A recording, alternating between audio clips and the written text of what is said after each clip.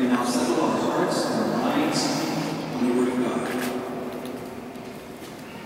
Paul Claudel, the French poet and diplomat of the last century, once described the Christian as a man who knows what he is doing and where he is going in a world that no longer knows the difference between good and evil, between yes and no. He is like a god standing out in a crowd of invalids. He alone has liberty in a world of slaves.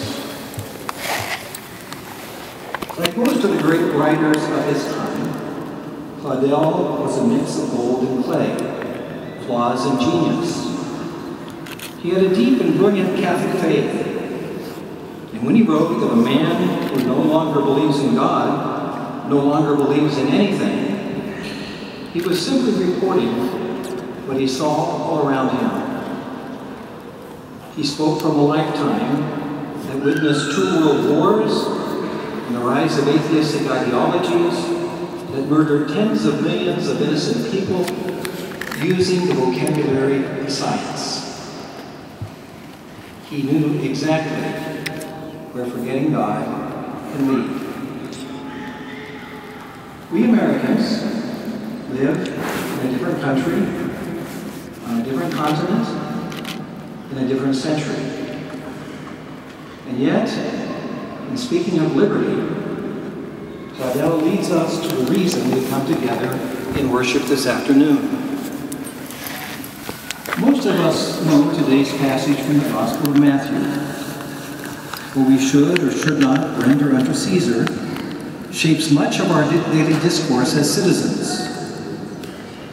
But I want to focus on the other and more important point Jesus makes in today's Gospel: the things we should render unto God. When the Pharisees and Herodians try to trap Jesus, he responds by asking for a coin. Examining it, he says, "Whose image is this, and whose inscription?" When his enemies say, "Caesar's," he tells them to render it to Caesar. In other words, that which bears the image of Caesar belongs to Caesar. The key word in Christ's answer is image, or in Greek, icon. Our modern meaning of image is weaker than the original Greek meaning. We tend to think of an image as something symbolic, like a painting or a sketch. The Greek understanding includes that sense, but goes much further. In the New Testament, the image of something shares in the nature of the thing itself. This has consequences for our own lives, because we're made in the image and likeness of God. In the Greek translation of the Old Testament, the same word, icon, is used in Genesis when describing creation. "Let us make man in our image, after our likeness," says God. The implication is clear. To be made in the image of God is more than a pious slogan. It's a statement of fact. Every one of us shares, in a limited but real way, in the nature of God himself. When we follow Jesus Christ, we grow in conformity to that image. Once we understand this, the impact of Christ's response to his enemies becomes clear. Jesus isn't being clever. He's not offering a political commentary. He's making a claim on every human being. He's saying, "Render unto Caesar those things that bear Caesar's image, but more importantly, render unto God that which bears God's image." In other words, you and me, all of us. And that raises some unsettling questions. What do you and I, and all of us, really render to God in our personal lives? If we claim to be disciples, then what does that actually mean in the way we speak and the way we act? Thinking about the relationship of Caesar and God, religious faith and secular authority is important. It helps us sort through our different duties as Christians and citizens.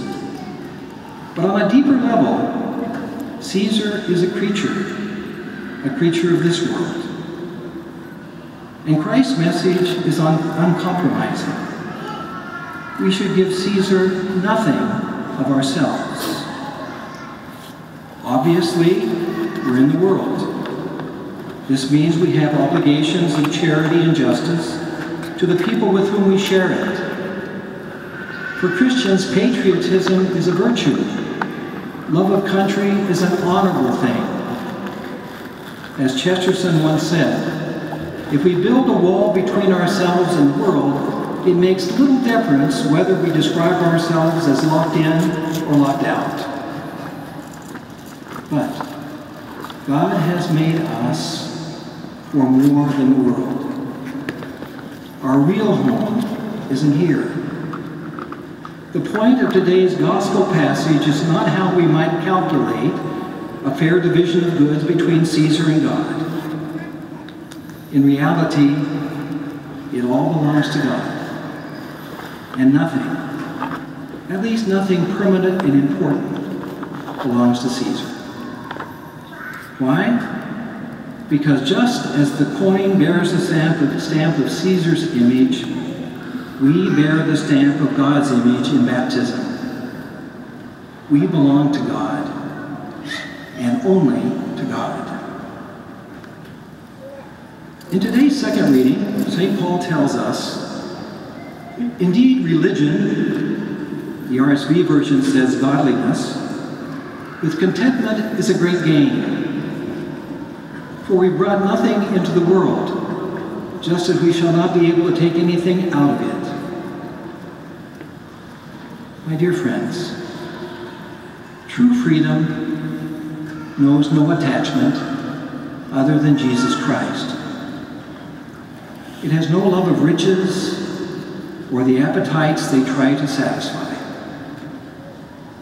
True freedom can walk away from anything: wealth, honor, fame, pleasure, even power. It fears neither the state nor death itself. Who is the most free person at anything? It's the person who masters her art.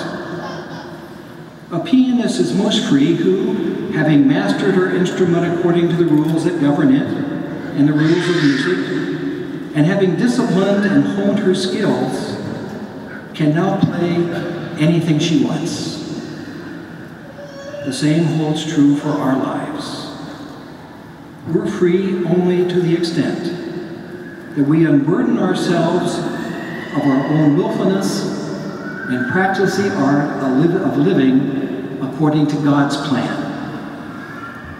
When we do this, when we choose to live according to God's intentions for us, then, and only then, will we be truly free. This is the freedom of the sons and daughters of God.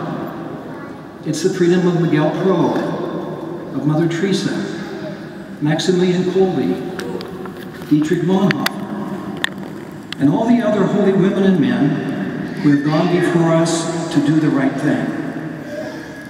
The heroic thing, even in the face of suffering, adversity, and death. This is a kind of freedom that can transform the world, and it should animate all of our talk about liberty, religious or otherwise. I say this for two reasons. Here's the first reason. Real freedom isn't something Caesar can give or take away. He can interfere with it, but when he does, he steals from his own legitimacy. Here's the second reason.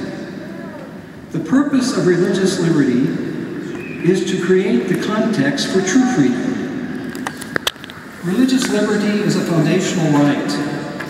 It's necessary for the good of society. But it can never be sufficient for human happiness. It's not an end in itself. In the end, we defend religious liberty in order to live the deeper freedom that is discipleship in Jesus Christ. What good is religious freedom, consecrated in law, if we don't then use that freedom to seek God with our whole mind, our whole strength, our whole soul, with all that we are? Today, July the 4th, we celebrate the birth of a Novus Ordo Seclorum, a new order of the ages, the American era. God has blessed our nation with resources, power, beauty, and the rule of law. We have so much to be grateful for.